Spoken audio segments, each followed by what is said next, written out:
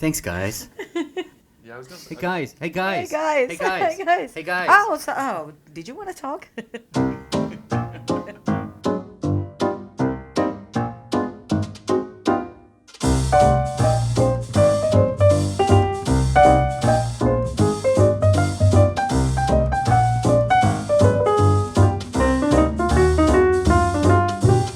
Hello and welcome to The Last Picture House, the podcast that takes an in-depth look at classic films.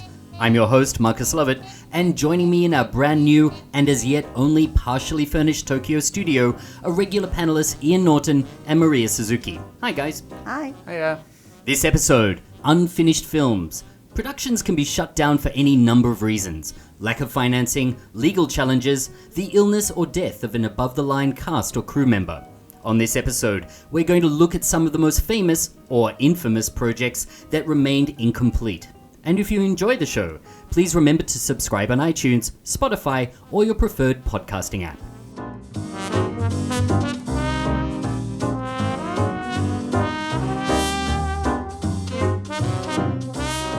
And we're back. I think we can safely say that our hiatus was slightly longer than intended.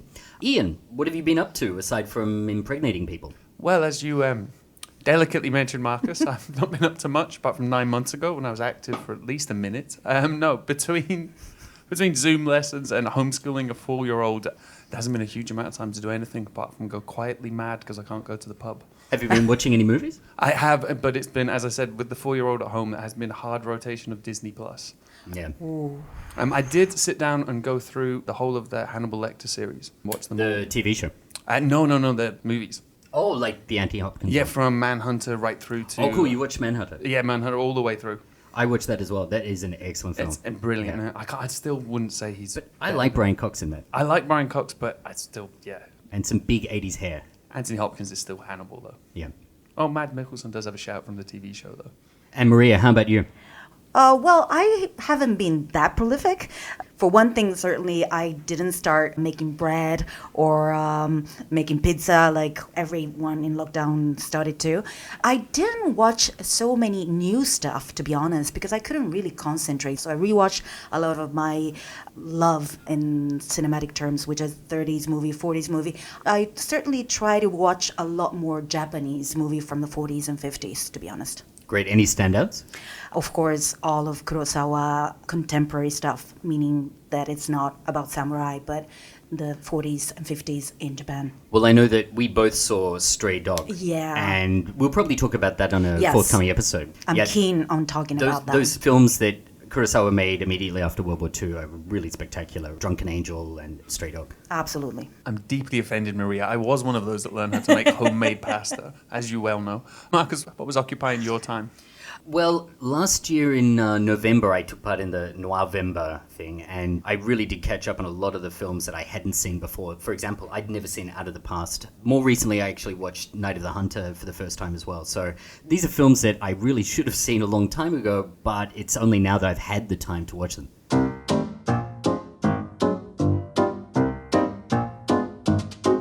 Undoubtedly, one of the greatest ever movies about making movies is Francois Truffaut's Day for Night. In the film, director Francois, played by Truffaut himself, is in the process of shooting a melodrama called, and you may have to help me here, Maria, Je vous présente Pamela? Is that correct? Yeah, I'm not French as well, but je vous présente Pamela.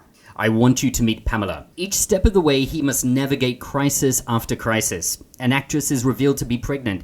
A young actor's girlfriend leaves him for the film's stuntman, while another dies in a car accident. Throughout all of this, the director plows on, determined to complete the picture. Against all odds, he's able to successfully finish the shoot, although we're left to wonder if the film is any good. So not every project has such a happy ending. For every troubled production that ultimately topped the box office and won critical acclaim, there's a great many more where the director was replaced, the money ran out, or an actor walked away in frustration. This episode, we're presenting our list of unfinished films we'd love to see completed. And just a note on how we came up with the list, we decided to go with films that actually reached production, so they started filming, even if in some cases it was only for a day or 2 days, as opposed to projects that were abandoned before the cameras even started to roll. That rules out Jodorowsky's legendary Dune, which didn't quite make the cut as it was still in pre-production when all the money ran out. Similarly, despite all the exhaustive pre-production test suits, Stanley Kubrick's Napoleon doesn't quite make it in either. But if you're interested about Dune, we talked about that in our previous episode, episode 9. So check it out. Maria, if one director is synonymous with unfinished projects, it'd be Orson Welles. Tell us the story behind It's All True. Oh, yes. Orson Welles had a lot of magnificent obsessions in his life, starting from Heart of Darkness, even before Citizen Kane, to The Last, and this one you can check on Netflix, which is The Other Side of the Wind. But today we will talk about his South American adventure, which was It's All True. It started out as a diplomatic mission. At the end of 1941, he was appointed by Nelson Rockefeller, which was the coordinator of Inter-American Affairs and an RKO stakeholder, to go to Brazil to, quote, produce motion pictures in cooperation with the Brazilian government to promote better hemispheric relations. So Rockefeller, I imagine he's kind of like one of those Coen characters in Barton Fink.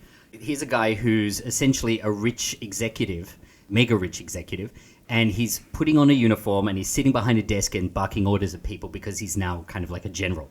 Yeah, and he's having grandiose dream. And I think Orson Welles he says that he was forced to do that, but I think that on a personality like him, he was probably very excited and very honored to do that. Yep. And it was a big operation. 2 weeks prior to his arrival, RKO, because we have to say how all this operation was endorsed by RKO and RKO at the time President George Schaefer.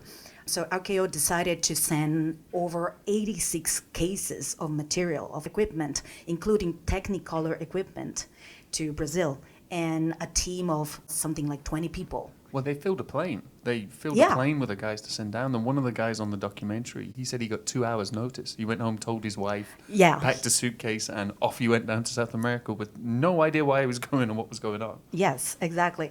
2 weeks later, Orson Welles arrived. Himself, I think he did the last shooting for Journey into Fear, the movie that he was starring in. And he finished that, and 6 p.m. he was on the plane to Rio. So he arrives there, he's 26, he's probably at the height of his career. He was critically acclaimed for Citizen Kane, even in South America. So he arrives, is a big star, and he arrives 5 days prior to the carnival that he is supposed to be filming. So was his mission to film the carnival, or did he decide to shoot the carnival just because he was there? The initial plan was to include footage from the carnival. I read somewhere that Orson himself was not excited about the idea of a carnival, but then he immerses himself in the frenzy of this big event that takes place only 4 days and includes all the city. So we have to not forget that there were not like different crews, different units. So they had one unit, one crew that basically had to set up, film whatever they could film, and then just move to another place right after that. And have you seen the footage of the carnival? Yeah. It's amazing. They didn't have enough lights, so they borrowed these anti-aircraft lights Exactly, from the Brazilian yes. government, and they point them. And when they say it in the documentary, you're like, they don't mean, oh, they mean. So the lighting is amazing but horrific at the same time because you're just blinding people. And the way they shot was nuts. So they shot for 4 days straight, for 24 hours straight. Yes. Like people were falling down with exhaustion. And then he gave the crew the week off to try and then work out how he was going to construct this into some kind of narrative. So basically they placed the Technicolor camera in the midst of everything. So they practically didn't know if anything they were shooting was good or bad because it was just raised armed and people dancing. And by the end, the final day of Carnival, Orson Welles himself was really immersed in the craziness of it all. So the documentary you're talking about is the RKO story that's available on YouTube, and we will put the link on the show notes. And it shows actual footage of Orson Welles holding his 16 millimeters camera and going crazy and dancing with everyone. So for the most part, they were going to shoot in black and white, but they also were going to combine Technicolor. Is that right? At the beginning, Orson Welles was a little bit concerned about the fakeness, the staginess of it. But then he got into it, and he was really keen on using Technicolor as much as possible, which clearly made all the budget go overboard. There was a lot of making it up as it goes, which characterized his way of producing things up until the end. Well, let's talk about that, because I think that Yes. that's one of the most interesting things here, that he was making a film without a clear narrative. He was just shooting everything and going to make the narrative later. Is that right? So what was happening was that his idea first of all, were not communicated to everyone. So it probably was mostly in his head. Also in his own head, they kept kind of changing because we have his letters to Schaefer, and then we have the things that he was saying to Brazilian media. And everything is kind of a little bit different. And also his idea of the film kept evolving during time. Well, I think if there's going to be one running theme today, it's going to be that a director had a really clear idea in their head, but didn't necessarily communicate it to everybody. Yeah, it's always a communication problem. We have two different narratives. We have one narrative that is, like in every story, we have the villain. In his case, the villain is Lynn Shores, who was the RKO production manager, and he kept writing very nasty reports about Orson Welles' work there. And from the other side, Orson Welles, who was more and more immersed in Southern American culture and history, and also in the social problems of Brazil and the rest of Southern America. So his problem was a little bit about taking Brazil's side. Well, I mean, I think that's really interesting because I think that's where RKO and Wells got into a real debate. And if you read some of those cables, which they show in the documentary, and we've talked a lot about colour here, but there's another colour element, I think, to a lot of what Orson Welles was doing down there. They start off in the casino, where the black community is only allowed to dance on the stage and the white community dance down on the casino floor. Orson Welles, of course, he filmed some of that stuff, but then he also went to the other communities where different ethnicities were intermingling and having fun and actually socializing. And I think that's because he saw the carnival as a black story. Because at that time, Brazil was 70% black, but also the Brazilian government was not 70% black. That's old white guys. And RKO is old white guys. I won't use some of the language that you can see in the cables, but they certainly go into specifics over that in the documentary. I think that this is really the crucial part. Orson Welles was really discovering the true nature, the true soul of samba. That was not necessarily what interested Hollywood or what interested Brazilian government. So especially the carnival sequence. And exactly because Technicolor was used, and Technicolor tended to enhance the difference of skin tones. The mingling and the proximity of white people and people of color and people of mixed races, that was a big problem for Hollywood because in America, in the South of America, that would not have been acceptable. And at the same time, Latin America didn't want to show that the majority of people was black or of mixed race.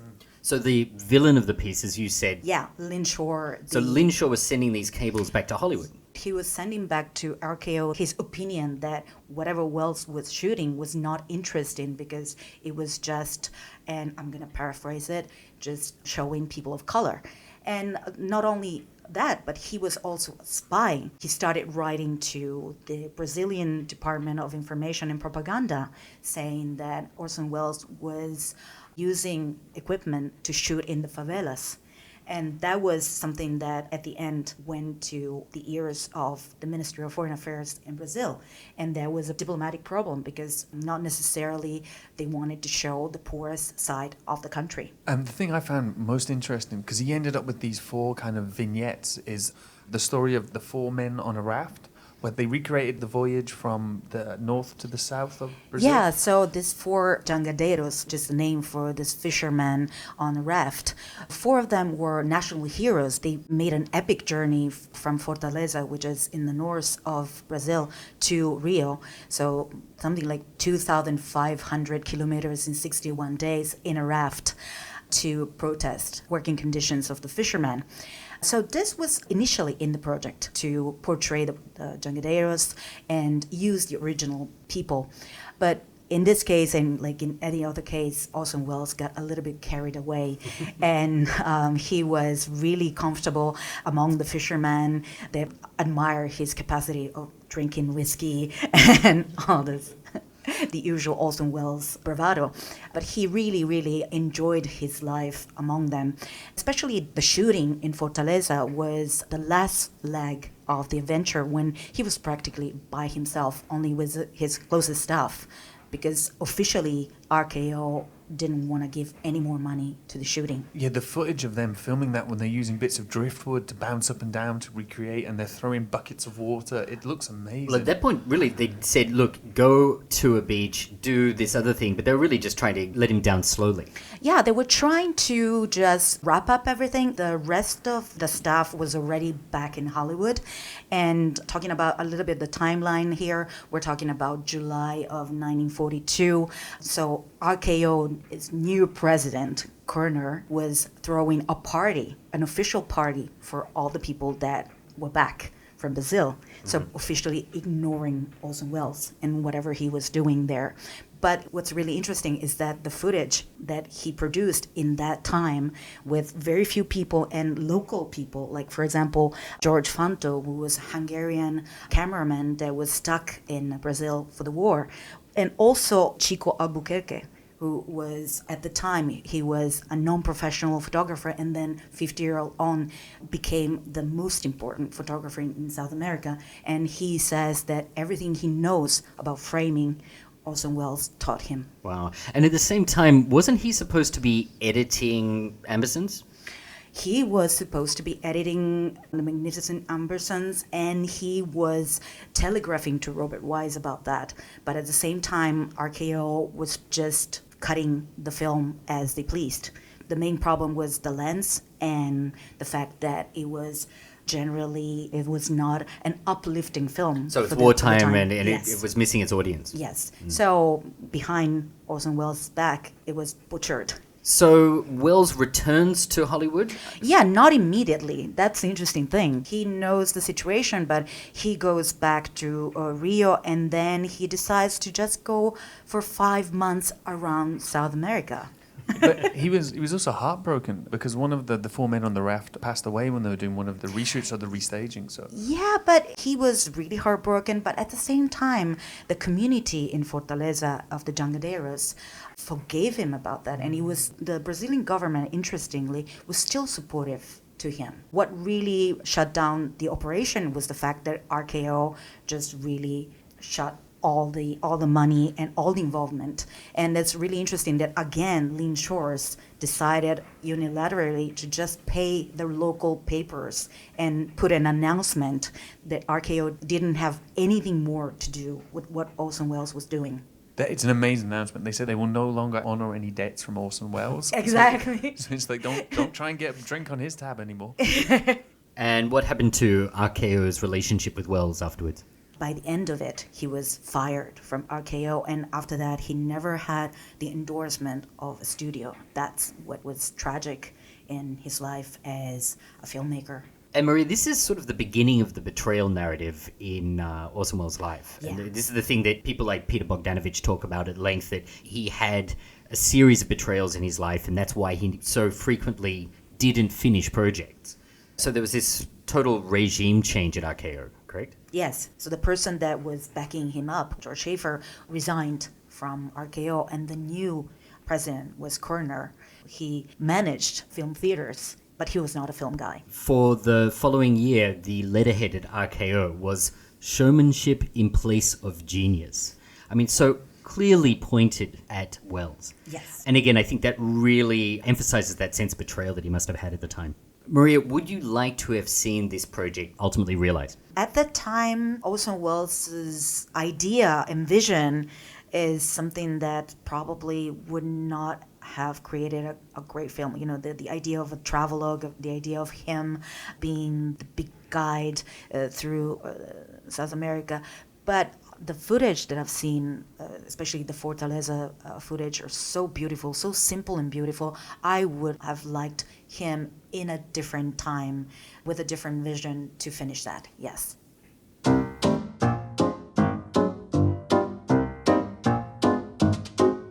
Next, we're going to jump forward to a film from the late 70s, Who Killed Bambi? Iain, this project had a particularly big 70s energy. Oh, it really did, didn't it? You've got Malcolm McLaren taking the Sex Pistols after they've been kicked off by their record company, deciding that he wants Russ Meyer to shoot a kind of Hard Day's Night, but with the Sex Pistols. and then drags in Roger Ebert, the film critic Roger Ebert, who wasn't yet the film critic Roger Ebert was. He was. I think he was a critic at that point. He just wasn't the sort of well-known TV critic that he became in the 80s. Yeah, but he wrote the screenplay for Return to the Valley of the Dolls. Yeah, for Russ Meyer. For Russ Meyer. Beyond the Valley of the Dolls and all the... And the subsequent. Yeah. Who thinks that Russ Meyer's the right director for the Sex Pistols? I mean, the Sex Pistols did.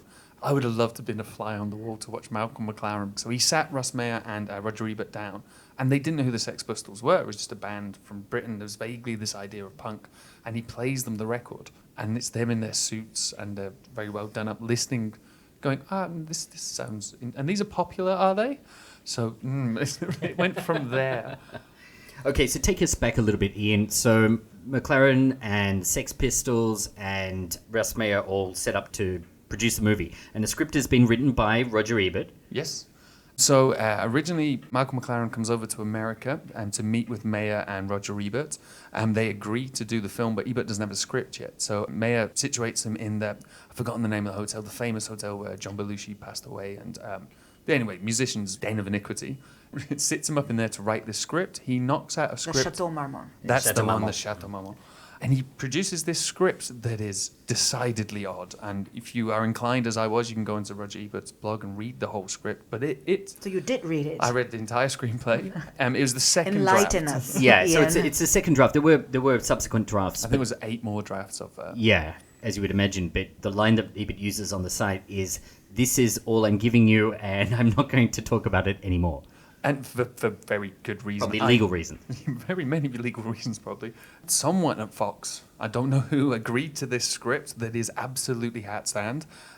They got over to the UK, and the rumours are they shot for 1, maybe 2 days. Some of that footage made it into the Rock and Roll Swindle shot by Julian Temple, but after 1 day, Fox pulled the plug. The rumours are it's because of the X-rated script or difficulties between McLaren and Meyer. The funding wasn't there from McLaren's side. So whatever the story, a day's filming and it was done and gone. And that was the end of Who Shot Bambi. I think McLaren did try and shop it around a little after that, but nope, they went their separate ways. Much like the Sex Pistols record contract, it was done and gone. I don't want to assign any blame to Roger Ebert himself, but the script itself makes no sense in this second form. A feature, typically a feature will go through many, many drafts. You'll have 17 drafts by the time you get to the shooting script. So the second script doesn't necessarily represent what the film would have been.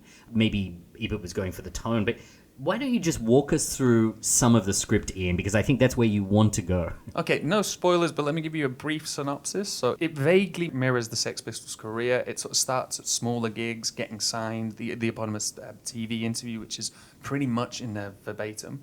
Then they're getting dropped by the record label. Basically it includes Mick Jagger, who kills the deer of the title. So, hang on. So the answer to the question is Mick Jagger killed Bambi. I don't think for legal reasons we're allowed to say Mick Jagger killed Bambi, but So- MJ killed Bambi. Allegedly, in the script, the character representing someone similar to Mick Jagger Yes. was responsible for the death of that well-loved Disney character. Yeah, that would be exactly where they were going with it. It was Jagger isn't there to represent rock and roll and to show how punk is the opposite of this staged, old-fashioned, capitalist rock and roll, and punk is this new energy. It was because the film was originally called Anarchy in the UK, same as the record. There's a scene in the film where the Sex Pistols literally destroy every single piece of popular music from the last 20, 30 years. And it also includes... I didn't know that. Yeah, they ripped down the gold cathartic records. flame or something. There is a very odd shift of tone about halfway through. So you've got Russ Meyer. All of the women in this are very much Russ Meyer women. Then there's punks in it, and they show the smaller gigs. And this should be a relatively straightforward narrative. Small gigs, bigger gigs, signed, and with the Sex Pistols in it. But then in the middle of the script, it takes a very different tone when we deal with Sid Vicious and his relationship with his mother. So in the script, Sid Vicious, after a bad gig, Sid Vicious goes home and his mother's sat on the end of her bed and shooting up heroin.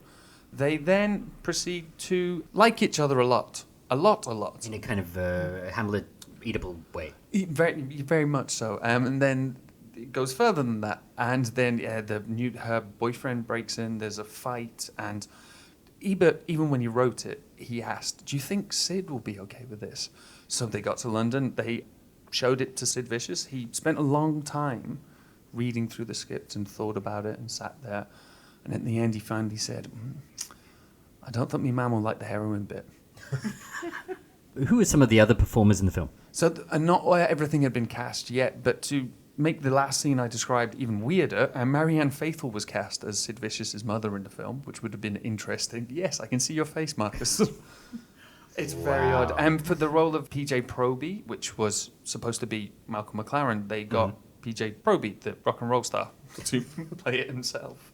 For one of the other key roles, Russ Meyer held an audition for John Finch, who's the very respected actor who was in Polanski's Macbeth. How do you go from Polanski's Macbeth to Russ Meyer's anarchist picture about the Sex Pistols? Well, they both have a lot of nudity. I mean, the witches were naked. Oh, well, at least naked from the waist up. So how well established were the Sex Pistols when the film went into production? So they had just been dropped by their record label. So they were famous, but at that point, it was only really inside the UK. It was just spreading over to American stuff like that.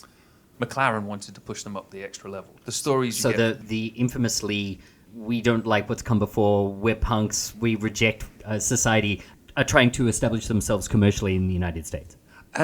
They're not. Very much McLaren is. Yeah.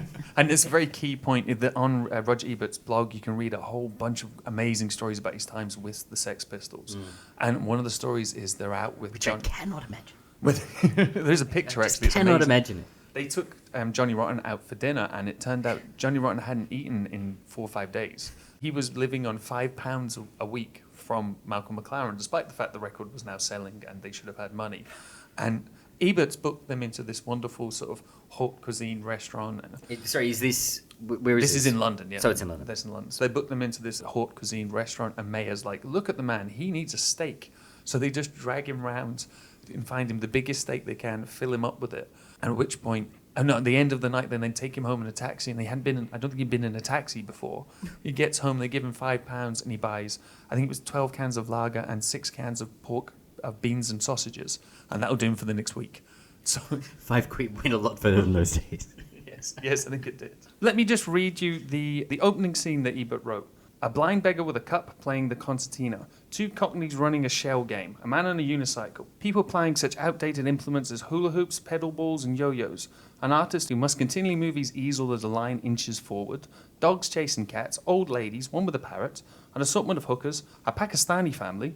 A chestnut vendor, an exhibitionist who flashes for the benefit of the Japanese tourists, a weightlifter, kids on roller skates, and some on skateboards, a motorcycle gang, teddy boys, men in bowler hats, butch lesbians, an old judge in a powdered wig, and even a sandwich man whose sign reads, "Repent, for the end is at hand." A large scene makes it clear where we are, the unemployment benefits. What's going on? Cats and dogs living together. Lots of inserts. And this was Ebert's vision of depressed 70s London. Yeah. Well, it's I think, a fairly accurate reading of what was going on in the 1970s. So what they wanted to show was how downbeat and how broken the nation was, and how that punk was not the answer to this. The answer to this was anarchy, and that could be fueled through punk.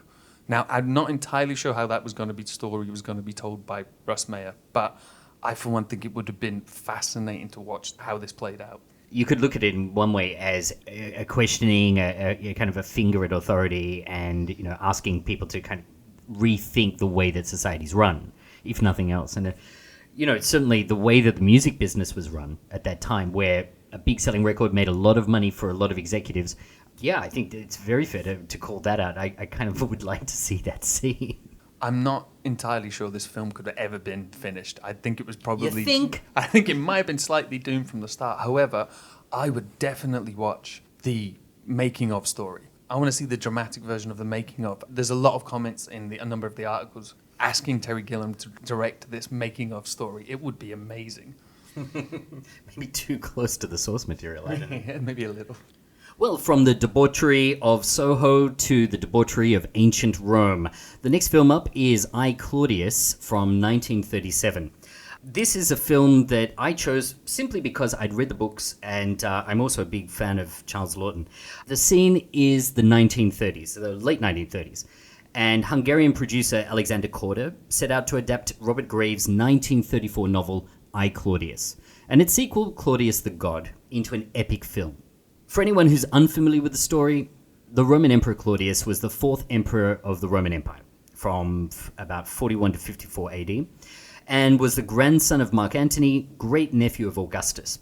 He's more or less an unknown until the violent death of his nephew Caligula at the hands of the Praetorian Guard. So the Imperial Guard, they'd had enough of Caligula, they had him killed. Claudius was famously found by guards hiding behind a curtain and declared emperor. So once he becomes ruler of Imperial Rome, Claudius sets about consolidating his authority. And the conceit of the books is that they were written by Claudius himself in a two-part autobiography. The novels depict Claudius as having a persistent stammer, as we think he did in real life, a limp, which caused both his family and the public to perceive him as mentally deficient. So if I remember the books correctly, it's implied that Claudius exaggerated his conditions in a way of protecting himself from his power-hungry, ruthless relatives. So for this epic, who did they choose as a director? Well, one of your favorites, Joseph von Sternberg, the man responsible for such classic films as The Blue Angel, Morocco, and Shanghai Express. They were all in tandem with a great star, Marlene Dietrich. Marlene. So von Sternberg agreed and travelled to England where the movie was to be made. At the time, Korda had just directed The Private Life of King Henry VIII, which had been a huge hit. Korda was kind of one of many Hungarian emigres who was working out of a studio in London. And there was a lot of these sort of like Middle Europe folks working on these films. Korda set two conditions for von Sternberg. First, that the lead role was to be played by Charles Laughton, who had performed in Private Life of King Henry VIII. These days, we probably remember Laughton best for the witty and stubborn barrister Sir Wilfrid Roberts in Agatha Christie's Witness for the Prosecution, which Billy Wilder would make in 1957. The second condition was that Claudius's wife, Messalina, was to be played by Merle Oberon, who was Korda's wife at the time. As soon as the film started shooting, there was trouble. Laughton seemed to be wrestling with his character. He told von Sternberg and others that he simply couldn't find the character. Von Sternberg, meanwhile, lived up to his reputation as this kind of Ridley Scott of the time. Massive sets were constructed. Meanwhile, he demanded costumers redesign the outfits worn by the 60 Vestal Virgins to be as spectacular as possible, if historically inaccurate. 60? Yes, you heard that right. 60. 6 would have sufficed. But maybe costume change or Color outfit change? and movement. Tensions flared between Korda and Laughton as the project faltered. Co-star Emlyn Williams, who played Caligula in the film, described Laughton as being like a difficult child who wanted reassurance about his performance. Meanwhile, von Sternberg was clearly unable or unwilling to give it to him. After a month of shooting, the project was eventually abandoned.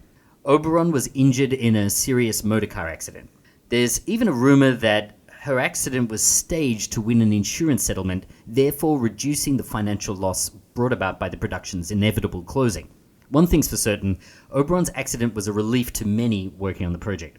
In the 1960s, there was a really interesting documentary made about the failed project called The Epic That Never Was, narrated by Dirk Bogarde, who we also have talked about on the show before.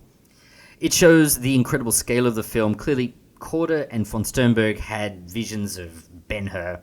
More importantly, the 27 minutes of actual footage shown in the documentary displays Laughton's virtuosity as a performer. Take, for instance, the scene in which Claudius accepts the army's nomination to become emperor. Laughton begins the scene seated beneath the senators as they ridicule him. Once they're done, Laughton purrs, "Is there anyone else who wants to call attention to misfortune? Or shall I call attention to yours?" He then stands and calls out the senators' names one by one, labeling them as they truly are, pompous, corrupt, and so on.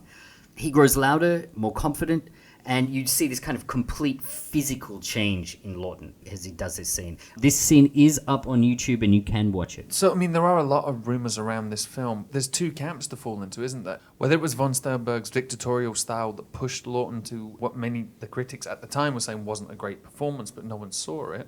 But then there's other people that were saying Laughton simply couldn't find the character, didn't want to be on film. Like, where do you sit? Who do you think is... my take on this is that Laughton was always a kind of mercurial personality, and he was hard to pin down. So if you ever see interviews with those people who worked with him, the people he's surrounded himself with, whether it's Billy Wilder, whether it's his wife, they're always very clear that Lawton was a kind of fragile person. And I think that he really needed the reassurance of those around him, whether it was, of course, the director, but also the other actors, that what he was doing was good.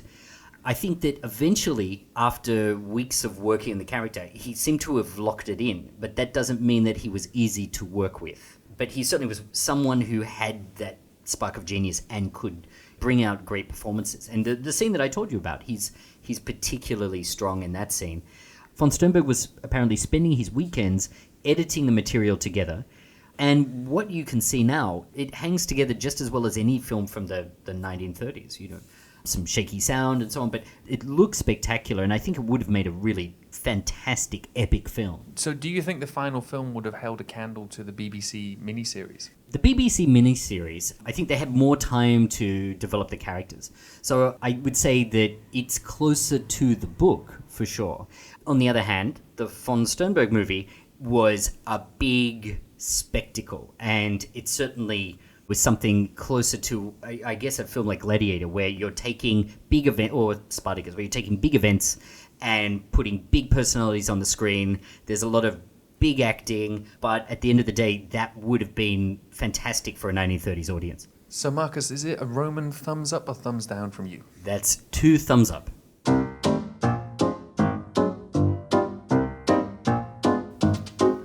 Well, another performer who had a reputation for being difficult to work with was Marilyn Monroe. Isn't that right, Maria?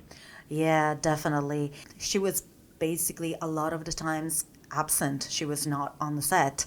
Or when she was on the set, she was really like me when I'm recording this.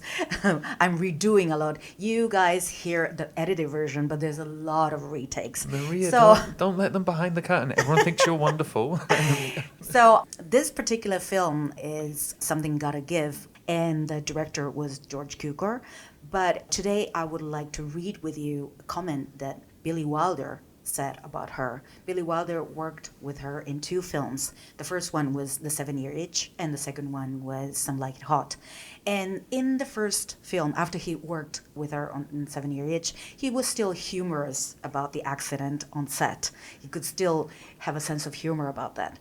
When he worked next with her in Some Like It Hot, he was a little bit more severe about it, and the problems were a little bit tragic. So he said about her, it was Monroe who had problems with Monroe. She had trouble concentrating. There was always something bothering her. Directing her was like pulling teeth.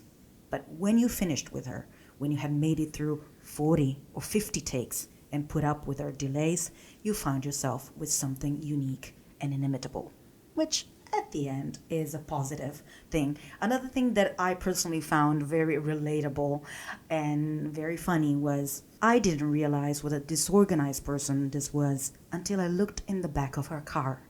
It was like she threw everything in helter-skelter because there was a foreign invasion and the enemy armies was already in Pasadena.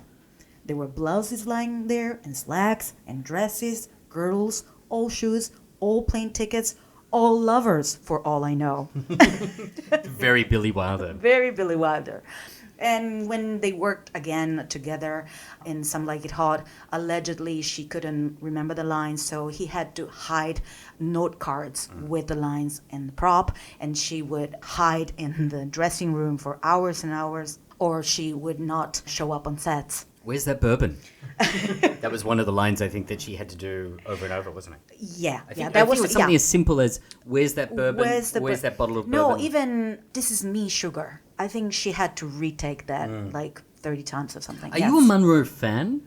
In some 50s comedy, like in How to Marry a Millionaire, and when she's playing the classic bimbo. When she is really the classic definition of a bimbo. And she is totally owning her own narrative, I think. I mean, I'm really fascinated by this idea of actor insecurity because we talked about it with Charles Laughton, and I know there's some stories about Marilyn Monroe when she was living with Shelley Winters that the two of them felt like maybe we'll never find a husband, so they sort of went through an agent's book and looked at all of the headshots of the leading men in Hollywood and were like, oh, I think we should target that guy. I mean, it's kind of hard to imagine that they're using this sort of primitive Tinder because they can't get a date. But they say that she was really terrified by the camera. So the days that she was supposed to be shooting, she would throw up and she would really be afraid. That leads very neatly into her relationship with her acting coach. Yeah, I think you're referring to Susan Strasberg. And she was constantly on set, and Marilyn would ask an opinion about how she went to her instead of asking it to the director. So I think that she tried that a couple of times with Billy Wilder, and I think at the second time, Billy Wilder was like, out. Yeah, Raus. Yes. So did these insecurities and these problems, did they persist in Something's Gotta Give? They persist in like times 10 because in the meantime she was very ill, so she was hospitalized many times. Gallbladder and yeah, and also she was cured for depression. So I think she was absent for a whole year from set.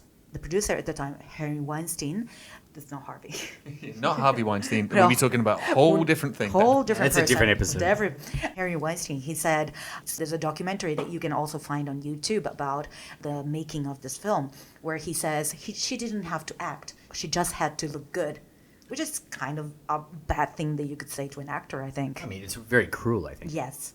And it's so weird because there's so many stories of not being on set, that she was sick when she was there, the stories of the drug abuse and finding her in pools of her own drool and stuff like that. But it's in contrast to the performance you actually capture and the way she is in a lot of those scenes. They said she was unable to remember her lines, she'd drift through in a stupor.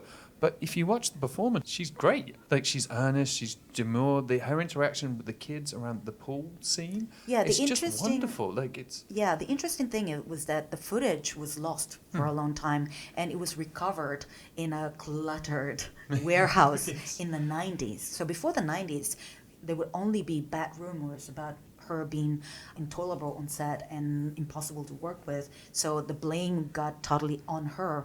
And I think that finding the footage and seeing the footage was something that saved her reputation. There's a part where it was like 50 or 60 takes they had to do with the dog, where Yeah. she needs the dog but the dog's running around.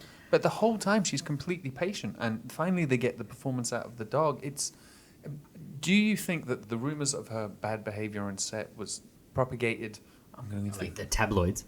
But not the tabloids. I was actually going to say from the studio itself to use as a justification, because they had another big problem at the time. Yeah, they had many big financial problem, one of which had a name, Cleopatra, and another great brunette superstar, Liz Taylor, who was paid 10 times more what Marilyn was paid, because she was still obligated with an old contract she had with Fox. Basically, it was the last film that she was gonna do with them, and later on, she really wanted to have a career different from what she had. So this role was interesting for her because it was the first time that she was playing a mother in her career. I think that's fascinating as well, because there'd been 2 miscarriages before she got to this point. She had her 36th birthday on the film, and those scenes where she's with the kids, I think that's peak Marilyn, because yes, she's ditzy and she's charming, but there's some little moments of sadness there where you really get to see there was an actor there. This isn't just, as Weinstein said, she isn't there just to look good. She can act. Yeah, that's really great interesting. Performance. Yeah, and there's this kind of very sad coincidence because the kids on set had the same age that her kids, if she could have kids the same age that they would have had. And you can see in the surviving footage the way she looks at them and the way she plays with them and how patient she is. The little girl, George Cukor, the director, was really harsh with her. Yeah, he shouts at him at one point, be quiet, be stop. quiet. And Marilyn is so patient, it's so nurturing to them. So it's really, really sad on so many levels to see that footage. And I don't know how you can look at that footage and say that's someone being sort of willfully disruptive, but she was absent for a lot of the film, and she was apparently very, very sick. But in the middle of the filming, she goes and sings "Happy Birthday, Mr. President" at Kennedy's birthday party. It's a film of there's really contrasting stories there. That was the thing that really made George Cukor really, really mad about the problem, because on 16 days of shooting, 12 days Marilyn was absent.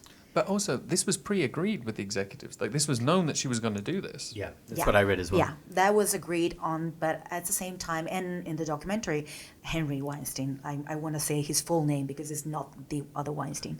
Henry Weinstein said, after that, I thought about it and I felt that we should have endorsed that. We should have sent as Fox, our own cameraman, use that presence to promote our films.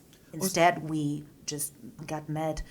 Marilyn just fired her. But it's also a very brave performance of her because she's supposed to wear a flesh-coloured suit and things like that, but she doesn't. In the pool scene, she decides to not. Now, she's not fully topless, but at one point there is a nude shot. But and it's she would have much been more revealing than much more things revealing. that were shot at the time. And And she it would have been- was a sensation for her to be.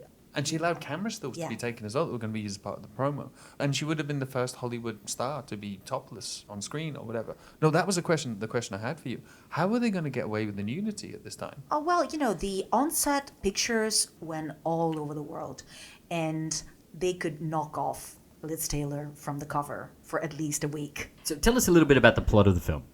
Is a remake of a 1940s screwball comedy called My Favorite Wife with Irene Dunne and Cary Grant, where a man believes that his wife is dead. Instead, she's been for 5 or 7 years, it depends on the version, on a desert island, and then come back to find that her husband is going to remarry. Totally probable. Well, does remarry. She gets declared dead in the film. The judge then says, okay, Yeah. she's declared dead. He's like, I'm supposed to marry someone. And Dean Martin says, oh, that's me. He's like, do you know what, some time to think about this? She's only been dead since a minute ago. And the director was George Cukor of Philadelphia Story. Who My shot Fair Lady. who shot large part of Gone with the Wind before, but uncredited. So what happened with the movie? Why didn't it all work out? Marilyn was fired from the movie, and Lee Remick was hired in her place. But Dean Martin refused to work with other actresses apart from Monroe because he signed up for working with her. Basically, the production rehired again Marilyn to start again in September. But as we all know, in August, Marilyn died tragically. And they did try and revisit the picture. Was it a year later? Yeah. They tried a reboot with Doris Day and James Garner called Move Over, Darling. A kind of a forgettable film, to be honest. I bet and it can't have any of the charm or dits of this film. So Yeah. Well, there is some behind-the-scenes footage on YouTube. We'll link to that in the show notes. And yeah, the full 37 minutes is available on YouTube, and it seems somehow they shot in sequence. I guess I read that they shot around Marilyn so that it goes all the way through the film, and then it gets to the last point they had any footage for, and you just hear the director call cut. And that's the last we saw of Marilyn Monroe.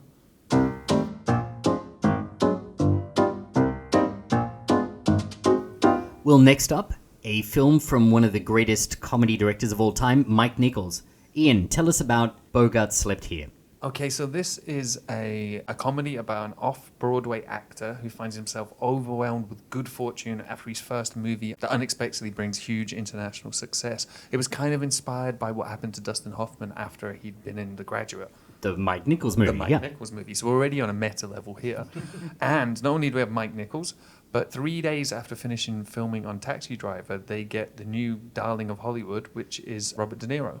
He is cast in this comedy role, and it doesn't necessarily go quite so well. So the film itself only shot for a week before some alarm bells started to go off. And they started to watch the sort of daily rushes of De Niro in this role. And this is De Niro who hadn't really got to prepare in his normal way. I mean, he's famous for how much he puts into his preparation for the roles, and he literally was only 3 days out of Taxi Driver. So I don't know how he's going to go from Travis. So he's just peeled off his mohawk. But what I read was that he was not funny enough for the role, So- which I get. I can get that. A lot of the rumors were that he wasn't funny enough for the role. I think the problem was he had literally had come off Taxi Driver 3 days ago, hadn't had time to prepare. Well, I think it's really important to talk about the author of the screenplay, which is Neil Simon, who is, I think, best known for his stage work. As a Broadway playwright, he had a whole lot of hits. I mean, Barefoot in the Park. He was also the author of Sweet Charity, The Odd Couple. And he really got his start working, I think it was on the Sid Caesar Show with Carl Reiner, Woody Allen. So he comes from that kind of New York theater world. And he has a particular type of dialogue. Really fast, lots of overlapping jokes. Something that I cannot really imagine Robert De Niro doing. Yeah, because I think De Niro, there's going to be more nuance there. And also looking at the script and what Simon had done before, you need that interplay between the two lead actors. I think it has to be more zingy. There was another problem with this, Ian, and that is that Neil Simon's wife had been cast in the film. Marcia Mason, yes. Yeah, and she'd performed Simon's work before on stage and is familiar with that kind of patter and the sort of back and forth. She said playing that kind of material against De Niro, she wasn't getting anything. He wasn't giving her enough back. There wasn't enough there. Okay, so what went wrong? So De Niro himself, I think, even admitted it didn't work. His quote is, "It didn't work, it just didn't work out." But you can tell he's still bitter because he added, "And then they tried not to pay me." So it's definitely Well, stuck in I his read craw. that he refused to talk about that. He after doesn't that do a huge anymore. amount of interviews anyway. He doesn't do a whole lot of talking when he does do interviews. Yes. Well, that's actually something Simon's commented on. He said he seems like a very shy guy. He occasionally would give him a tiny smile, but that was all he was getting out of him. So I think this is also, De Niro was trying to find character on film, but also I don't think the character was right for De Niro.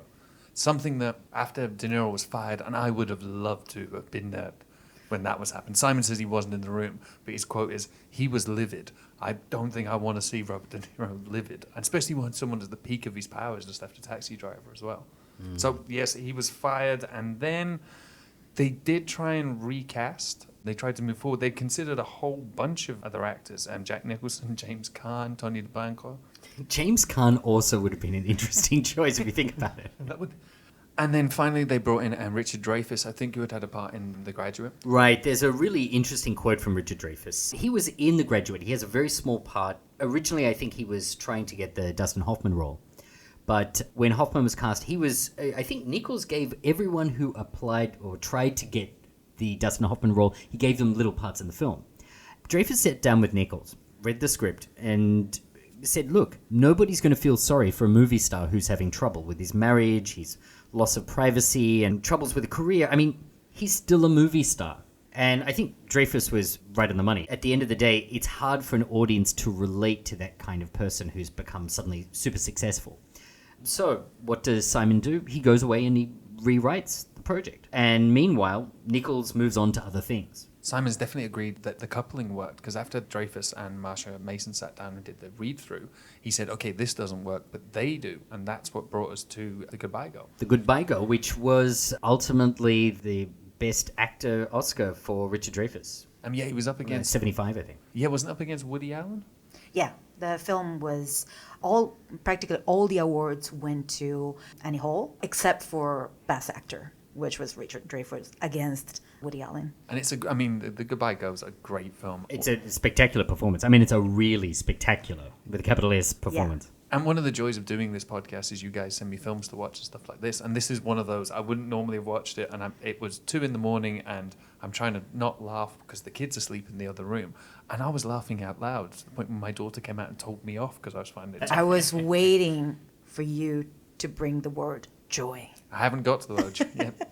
But it will. But on the opposite of joy, watching Richard Dreyfuss in The Goodbye Girl, trying to imagine Robert De Niro playing that part. Right? They would bring some very... Unthinkable. And kind of uncomfortable. I mean, it's uncomfortable. The mental gymnastics you have to do to imagine De Niro in that role. I mean, he would never have done it like that. Dreyfuss is basically literally bouncing off the walls in the drunk scene, for example. Yeah. And I would pay money to see De Niro play a gay Richard III. I wonder if that was in the original. I just severely doubt it. I figured that was added in, but I don't know. But also, it would bring a whole different dynamic to the flirting / sexual harassment that goes on between... the scene in the bathroom you're referring to? Yes, that Yeah. one. I mean, that Yeah. is A lot something of the that you couldn't things do in now. that movie are problematic seen nowadays, to be yeah. honest. She would have her child taken away by Child Protective Services. The scene in the bathroom is absolutely something you wouldn't do now. The other hand, the other thing that you wouldn't do now but works really well for me is the scene on the street where she gets robbed. That he goes in and says, I'm going to buy some Chianti. And then the guys come, rob her. She says, why don't you chase them? He does. Then there's like 3 guys get out of a car with a knife, and it's all over. His moment of chivalry is left there with the spaghetti on the floor. So I think this is one of those unfinished films where maybe I don't want to see the finished version because I'd rather watch The Goodbye Girl. I think it's so much better. The whole idea to put the epicenter, a woman, especially a woman that's through with love. She doesn't want to fall in love, and she's very afraid of feelings of, and it's so modern. In so many ways, apart from the bathroom scene, it's so modern in relationships. She's waiting for him to say things. It's important that he invites her to go on tour with him. It doesn't matter if she goes or not. The important thing is he has the mind to say that. One of the things that I truly love about The Goodbye Girl is her character. I mean, it's such a kind of heart-rending performance, and you want her to be happy. I mean, right from the beginning of the film, she's someone where everything is stacked against her, and her career's not working out, her love life's definitely not working out.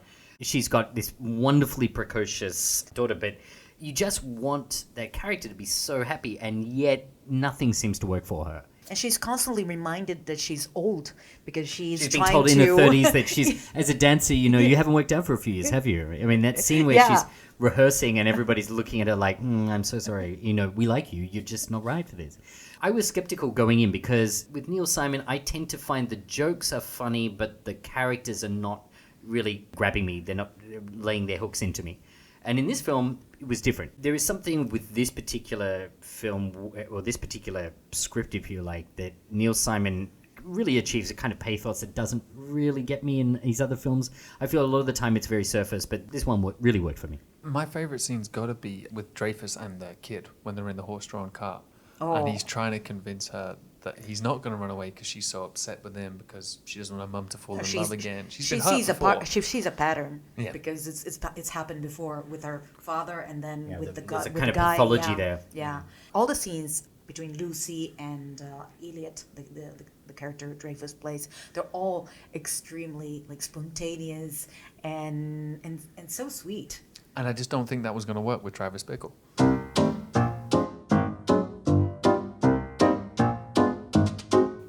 And finally, Henri-Georges Clouzot's L'Enfer, or The Inferno.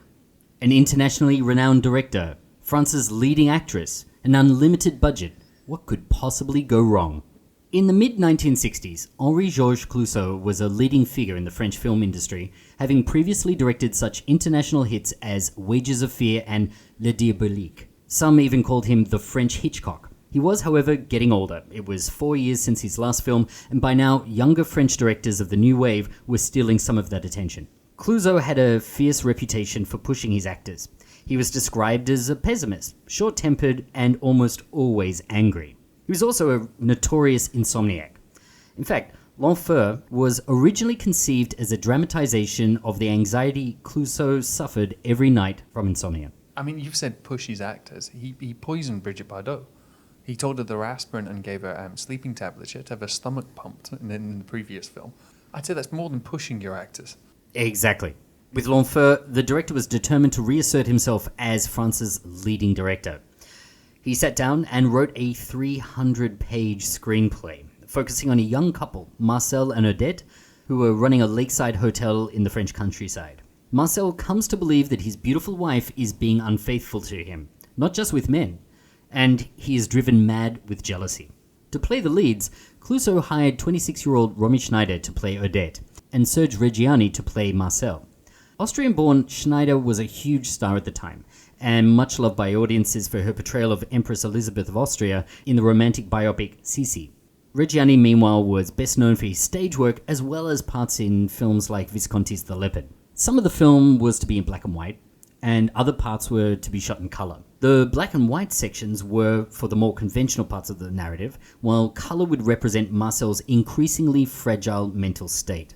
So the premises seem to be wonderful, but what went wrong? Well, as always, there were a number of things that went wrong. I mean, in this case, they had 20 days to shoot the exteriors before the local power company were going to empty the lake, which was the key feature of their set. So they had the hotel face the lake. A lot of action took place around the lake.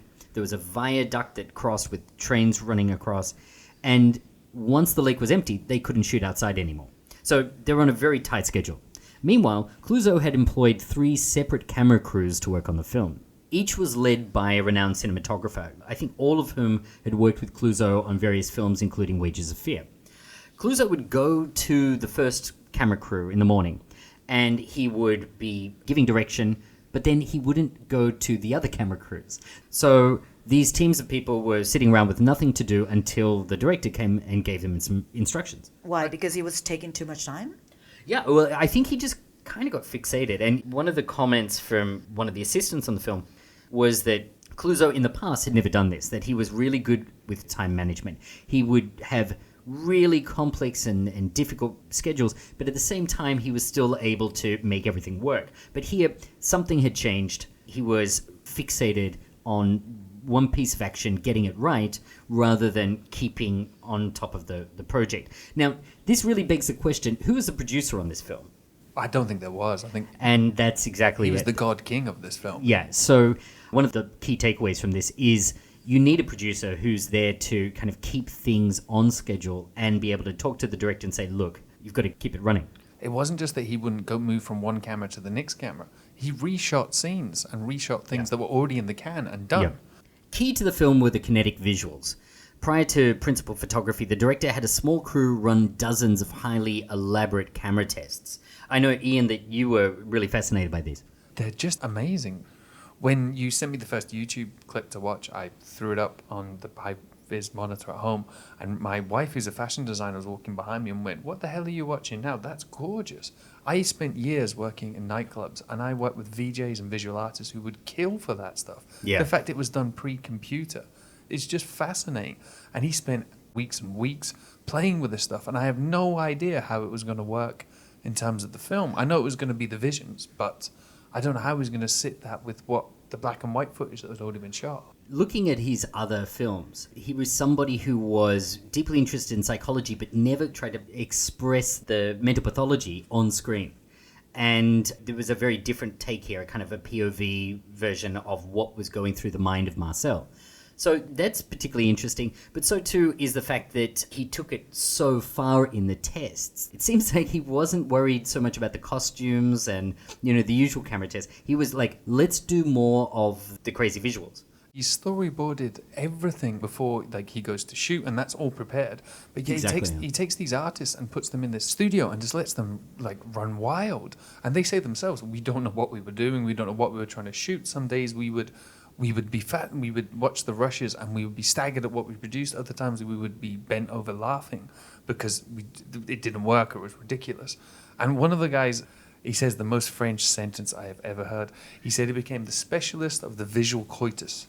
And you just stole my quote from me. My next bit here was that in the documentary, he said he became an expert in creating optical coitus, zooming in and out to simulate sex. The other thing I'd like to say was, because this was supposed to be, of course, the visuals in these visual tests, the kinetic art, but it was also supposed to be mirrored with a soundtrack. Yeah. And we don't get to hear, there's none of the soundtrack survives, apart from you get to see in the documentary him planning out the vocals over and over, and you get to hear a little bit and a little recreation.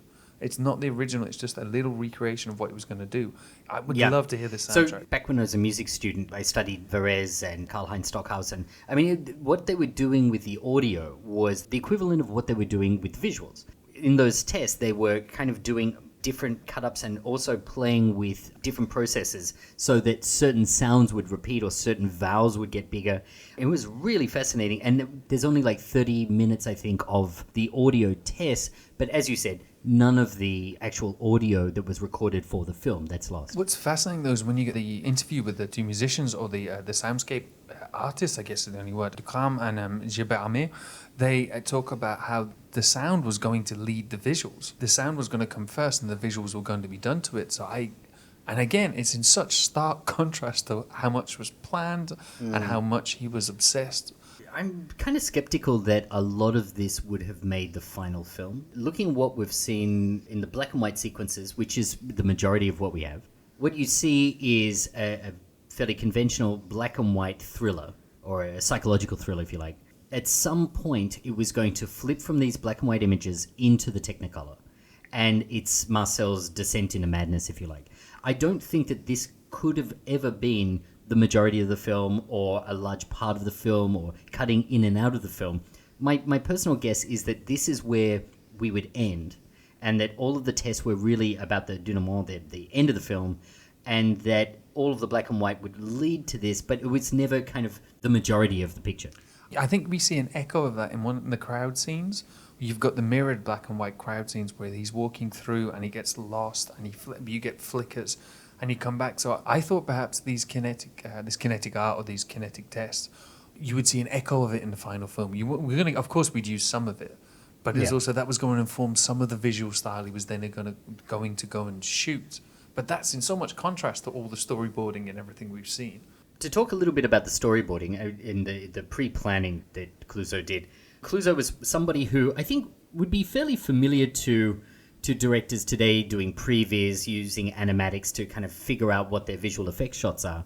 What he was doing was planning out which lens, figuring out the focal length, and making sure that he had exactly the frame he wanted for every single scene. He storyboarded the hell out of it, basically.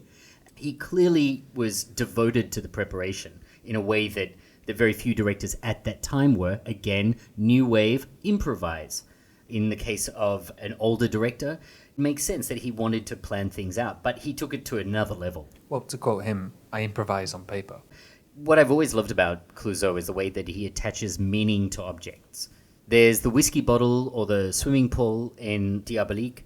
Here it's a crocodile skin handbag. One of these scenes was recreated from the screenplay in the documentary. It's Marcel questioning Odette about the provenance of this handbag. Where did she get it from? And he says, how much did that cost you? It's obviously very expensive. And she was like, no, it wasn't that expensive at all. He gives a figure. She gives a much lower figure. We're left feeling that Marcel is struck by the fact that someone must have given it to her. It seems like this could be the start of his window into her infidelity, or this is the beginning of his descent into obsession or neurosis that we then see played out later on in the film, whether she has lovers or whether these lovers are invented in his own head or wherever the film was going to go. This object is now a symbol. It's been given this value. This is very much the same Clouzot that the audience will remember from his other films. It's not exactly suspense, but there's this foreboding quality that's worthy of Hitchcock in the 60s. Later on, Odette receives a letter, and Marcel questions where it's from, and she's explaining it's from a relative. He's very suspicious, obviously, that someone is sending her notes. She gets on a bus, and the camera cuts to the bus, and we see her sitting in the back seat of the bus. We see the village disappearing in the background, and the camera focuses very closely on the crocodile handbag. So again, it's reinforcing the idea there are secrets and objects hold those secrets. So like Welles with The Other Side of the Wind, Clouzot seems to have intended the film to demonstrate a whole new way of seeing. But unlike Welles, Clouzot was not a believer in filmmaking being a series of happy accidents. Everything would be planned down to the nth degree. The screenplay was ultimately adapted by Claude Chabrol for his 1994 film of the same name, starring Emmanuel Béart and Francois Cluzet. From what I've seen, Chabrol's film is a more conventional approach to the material. There's a certain irony here, of course, because Clouzot's pre-planned approach to directing was considered too old-fashioned by younger new wave filmmakers, yet what survives of the film, particularly his tests, are way out there. So Marcus, I have a question for you. Do you think he ever would have finished this film? Yeah, I really do. I do think that this film, I mean, looking at what exists, and I felt this about a lot of the films that we have footage from, including Claudius, things were not going well, and the cast and crew were at their wits' end. And then something happened that kind of, the straw that broke the camel's back. Here it was Reggiani leaving, followed by the heart attack, and, it's done. Merle Oberon goes through the window, it's done. But at the same time, what we have, for both the films that I talked about, the footage is so good and so strong, and I really would have loved to have seen either of those films, Claudius or L'Enfer.